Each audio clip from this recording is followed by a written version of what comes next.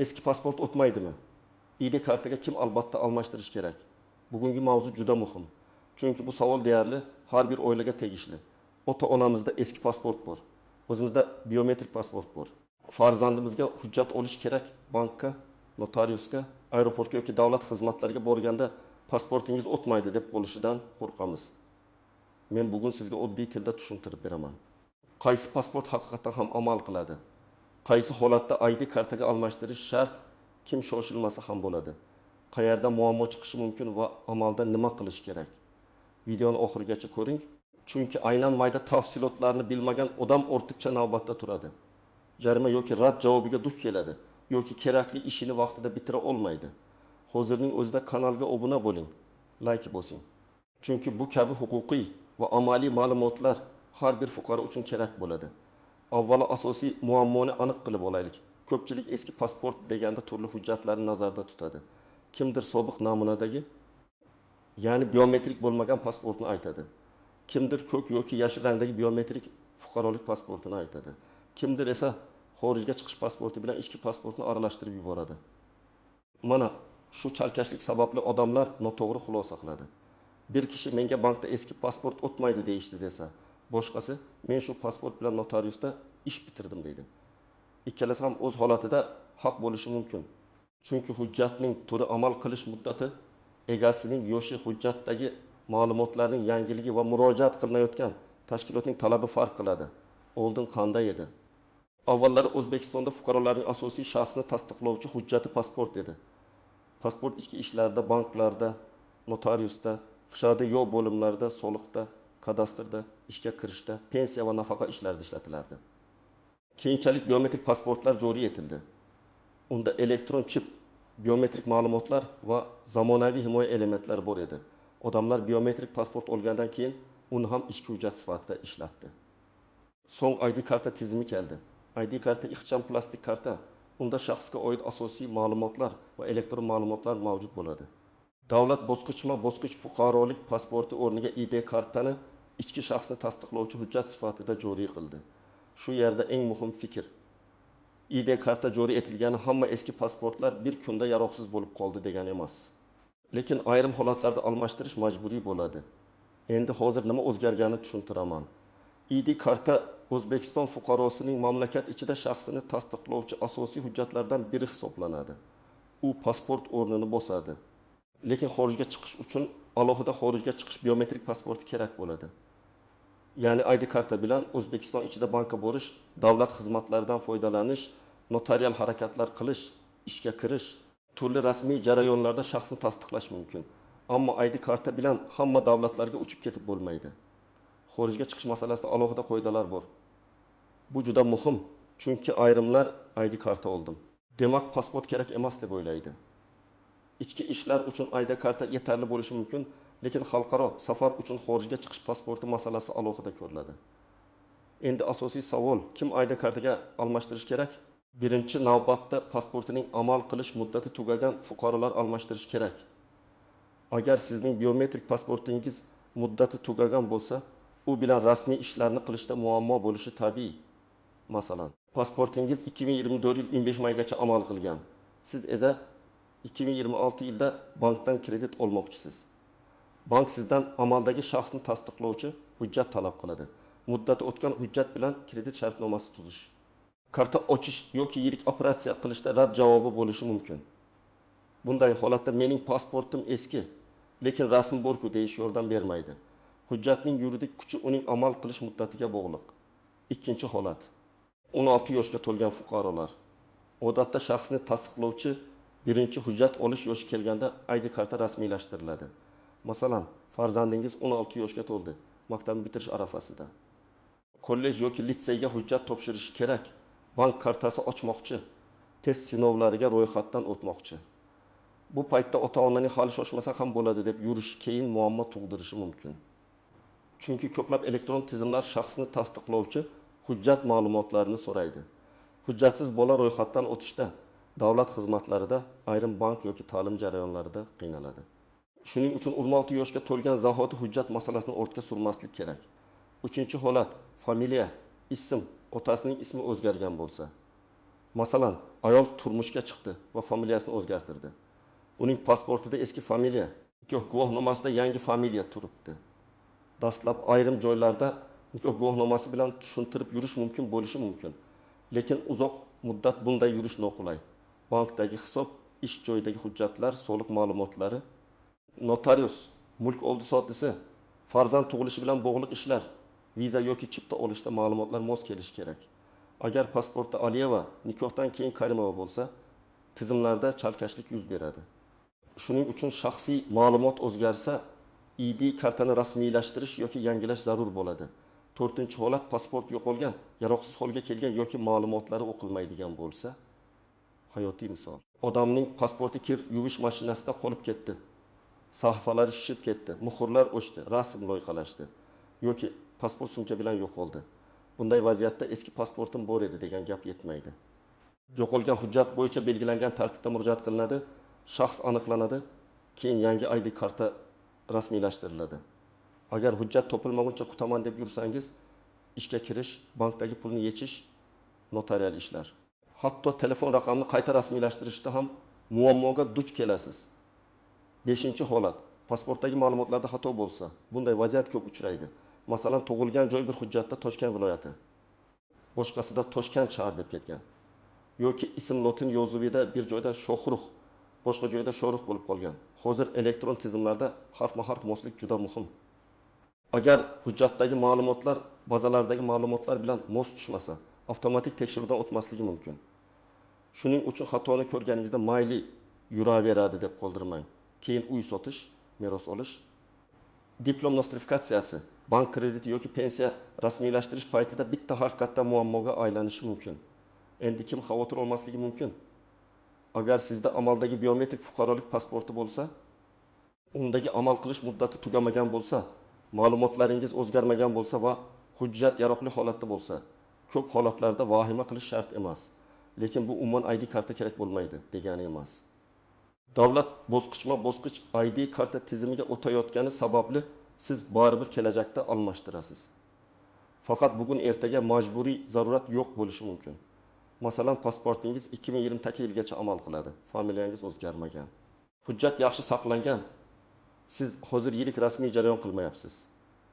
Bunday holatda navbatda shoshilib yurish shart emas. Ammo pasport muddati tugashiga 2 oy qolganda oldindan harakat qilish oqilona. Bu yerda juda muhim farq bor. Hujjat amal qiladi degani, hamma joyda hech qanday savolsiz qabul qilinadi degani emas. Ba'zan bank, notarius, mobil operator yoki boshqa tashkilot xodimi ichki yo'riqnoma bo'yicha yangiroq hujjat so'rashi mumkin. Masalan, pasportingiz hali muddati tugamagan, lekin chip o'qilmayapti. Rasm juda eski. Siz 20 yoshda olgan hujjat bilan 38 yoshda kelgansiz.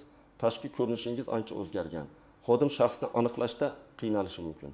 Qonunan hujjat amalda bo'lsa ham, amaliyotda qo'shimcha tekshiruv, rahbar bilan maslahat, boshqa hujjat so'rash kabi holatlar bo'ladi. Shuning uchun rasmiy muhim ishlar oldidan hujjatni yangilab olish ba'zan vaqtni tejaydi. Endi bir nechta real hayotiy vaziyatni ko'rib chiqamiz. Birinchi misol, 5 yoshli fuqaro uyini sotmoqchi. Unda biometrik pasport bor. Muddati hali 6 oy amal qiladi. U notariusga bordi. Notarius hujjatni tekshiradi. Bazadan ma'lumotlarni solishtiradi. Pasportdagi rasm va shaxsni taqqoslaydi.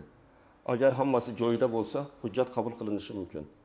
Lekin agar pasportdagi yashash manzili eski bo'lsa, kadastr hujjatlarida boshqa manzil. Ko'p holati boshqa bazada yangilanmagan bo'lsa, jarayon cho'ziladi. Demak, muammo faqat pasport eskiligida emas, ma'lumotlarning uyg'unligida ham. Ikkinchi misol, 23 yoshli qiz turmushga chiqdi, familiyasini o'zgartirdi. Lekin pasportini almashtirmadi. U bankda kredit olishga murojaat qildi. Nikoh guvohnomasida yangi familiya, ish joyidagi ma'lumotda yangi familiya, pasportda esa eski familiya. Bank tizimi daromad ma'lumotini tekshirganda moslik chiqmaydi. Natijada ariza qo'shimcha ko'rib chiqishga tushadi yoki rad etiladi. Bu yerda oddiy ID kartani vaqtida yangilash bir necha kunlik ovora bo'lishning oldini olardi. Uchinchi misol, talaba chet elga o'qishga ketmoqchi.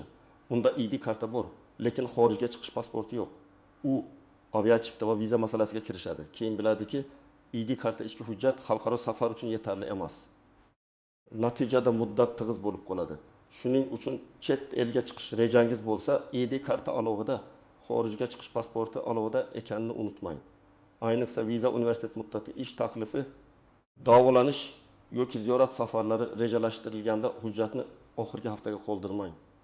4-misol, pensioner ota yoki ona eski pasport bilan pensiya kartasini almashtirmoqchi bo'ladi. Agar hujjat muddati o'tgan bo'lsa yoki eski namunadagi bo'lsa, bank xodimi yangi hujjat so'rashi mumkin. Keksa odamlar ko'pincha men shu pasport bilan yillar davomida pensiya olib kelganman deydi. Ilgari o'tgan bo'lishi mumkin. Lekin hozir elektron identifikatsiya, bank xavfsizligi va shaxsni aniqlash talablari kuchaygan. Bunday vaziyatda farzandlar ota-onasining hujjatini tekshirib, zarur bo'lsa oldindan almashtirishga yordam berishi kerak. Endi istisnolar va nozik jihatlarga o'tamiz. Birinchi nozik jihat amal qilish muddati. Hujjatning yaroqliligi eng avvalo muddatga bog'liq. Siz ID karta yoki pasportni olib, keyin uni tortmaga solib qo'ysangiz vaqt o'tadi. Muddati tugaganini ko'pincha aynan zarur paytda bilib qo'lishadi. Chipta olishda, shartnoma imzolashda, kredit olishda, sud yoki notarial ishda. Shuning uchun men har bir kishiga oiladagi hujjatlarning amal qilish muddatini alohida ro'yxat qilib yozib qo'yishni maslahat beraman. Ota-ona, turmush o'rtoq, farzandlar, hatto talaba bo'lib boshqa shaharda yurgan farzandingizning hujjat muddati ham nazoratda bo'lsin. Ikkinchi nozik jihat yashash joyi va ro'yxatga olish masalasi. ID karta shaxsni tasdiqlaydi. Lekin ayrim xizmatlarda yashash joyi haqidagi ma'lumot ham kerak bo'ladi. Hozir ko'p ma'lumotlar elektron bazalarda yuritiladi. Lekin bazadagi ma'lumot eski bo'lsa, muammo chiqishi mumkin. Masalan, siz Toshkentda yashaysiz, lekin ro'yxatda viloyatdagi eski manzil turibdi. Bank, maktab, bog'cha, poliklinika, soliq yoki kadastr ishlarida manzil muhim bo'lishi mumkin. Shuning uchun faqat kartani olish emas, bazadagi ma'lumotlar to'g'riligini ham tekshirish kerak. Uchinchi nozik jihat hujjatni almashtirish jarayonida eski hujjat bilan vaqtincha yurish. Ba'zi odamlar pasportimni topshirsam hujjatsiz qolamanmi deb xavotirlanadi. Amaliyotda ariza topshirilgach, belgilangan tartibda yangi hujjat tayyorlanadi. Zarur hollarda ma'lumotnoma yoki vaqtinchalik tasdiqlovchi tartiblar bo'lishi mumkin. Lekin bu jarayonni oldindan so'rab aniqlashtirish kerak. Agar ertaga notariusda shartnoma, indinga bankda kredit 3 kundan keyin aviachipta bo'lsa, hujjat almashtirishni juda tig'iz paytga qo'ymang. Chunki yangi hujjat tayyor bo'lguncha ayrim ishlaringiz to'xtab turishi mumkin. 4-nozik jihat xorijda yurgan fuqarolar. Agar fuqaro chet elda bo'lsa, O'zbekistonning konsullik muassasalari orqali hujjat masalasini hal qilish zarur bo'lishi mumkin. Bu yerda oddiy tuman migratsiya bo'limiga borish imkoni yo'q. Shuning uchun chet elga uzoq muddatga ketayotganlar hujjat muddatini safardan oldin tekshirishi kerak. Tasavvur qiling, siz 2 yilga ishlashga ketdingiz, pasport muddati esa 8 oyda tugaydi. Keyin bank, konsullik qaytish chiptasi, yashash ruxsatnomasi kabi masalalarda qiynalasiz. Hujjat muddati safar muddatidan qisqa bo'lsa, albatta oldindan yangilashni o'ylang. 5-nozik jihat bolalar hujjatlari. Voyaga yetmagan bolalarning hujjatlari bo'yicha muddatlar kattalarnikidan farq qilishi mumkin. Chunki bolaning tashqi ko'rinishi tez o'zgaradi. Farzand bilan chet elga chiqish, maktab yoki sport musobaqasiga borish, davolanish. Ota-onadan biri bilan safar qilish kabi vaziyatlarda hujjat masalasi juda muhim. Ota-onalar ko'pincha o'z hujjatini tekshiradi, lekin bolaning hujjatini unutadi. Natijada aeroportda yoki viza topshirishda muammo chiqadi. Shuning uchun oilaviy safar oldidan faqat chipta va mehmonxona emas, barcha hujjatlar muddatini ham tekshiring. Endi amaliy qadamlarni aytaman. Birinchi qadam, hujjatingizni qo'lingizga oling va 3 narsani tekshiring. Birinchisi, hujjat turi, bu ID kartami, biometrik fuqarolik pasportimi yoki xorijga chiqish pasportimi?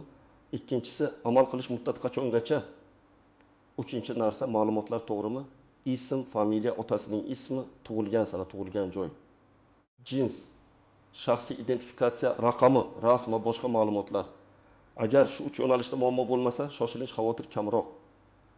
Agar bittasida muammo bo'lsa, harakatni boshlang. Ikkinchi qadam, qayerga murojaat qilishni aniqlang. Odatda ID karta rasmiylashtirish uchun doimiy yoki vaqtincha yashash joyingiz bo'yicha migratsiya va fuqarolikni rasmiylashtirish bo'limlariga, shuningdek ayrim davlat xizmatlari markazlariga murojaat qilinadi. Hududga qarab tartib va qabul mexanizmi farq qilishi mumkin. Shuning uchun borishdan oldin telefon orqali, rasmiy sayt orqali yoki mybot.gov.uz kabi davlat xizmatlari portali orqali ma'lumotni tekshirib oling. Navbat bormi? Oldindan yozilish kerakmi? Davlat boji qancha? To'lovni qayerda qilish mumkin? Qancha kunda tayyor bo'ladi? Bularni oldindan bilsangiz, bir marta borib ishni bitirasiz. 3-qadam, kerakli hujjatlarni tayyorlang. Odatda amaldagi pasport yoki eski hujjat, tug'ilganlik haqidagi guvohnoma, nikoh yoki ajrim guvohnomasi, familiya o'zgarganini tasdiqlovchi hujjat, davlat boji to'lovi. Zarur bo'lsa, ariza va boshqa asoslovchi hujjatlar kerak bo'lishi mumkin. Agar pasport yo'qolgan bo'lsa, yo'qolganlik holati bo'yicha belgilangan tartibda tushuntirish yoki ariza talab qilinishi mumkin. Agar ma'lumotda xato bo'lsa, xatoni tuzatadigan asosiy hujjatni olib boring. Masalan, tug'ilgan sana noto'g'ri bo'lsa, tug'ilganlik guvohnomasi, familiya masalasi bo'lsa, nikoh guvohnomasi yoki faqadiyo ma'lumotnomasi. 4-qadam.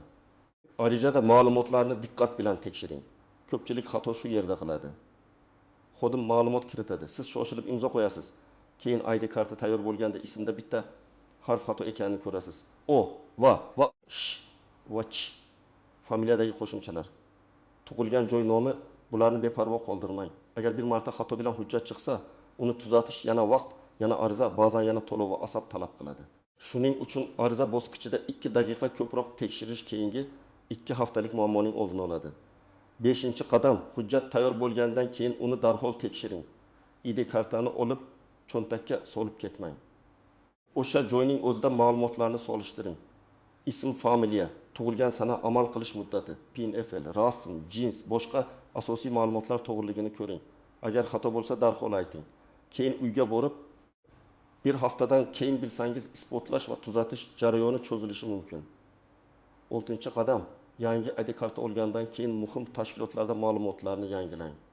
Agar siz familiya o'zgartirgan bo'lsangiz yoki pasportdan ID kartaga o'tgan bo'lsangiz, bank, ish joyi, soliq, sug'urta, mobil operator ta'lim muassasasi, kadastr, notarial ishlaringiz bo'yicha ma'lumotlar mosligini tekshiring. Hamma tizim avtomatik yangilanadi deb o'ylamang. Ba'zi joylarda sizdan yangi hujjat nusxasi yoki ma'lumotlarni yangilash arizasi so'raladi. Masalan, bank kartangiz eski pasport ma'lumotiga bog'langan bo'lsa, bank filialiga borib identifikatsiyani yangilash kerak bo'lishi mumkin. Yana bir muhim maslahat, rasmiy ma'lumotni faqat ishonchli manbalardan oling.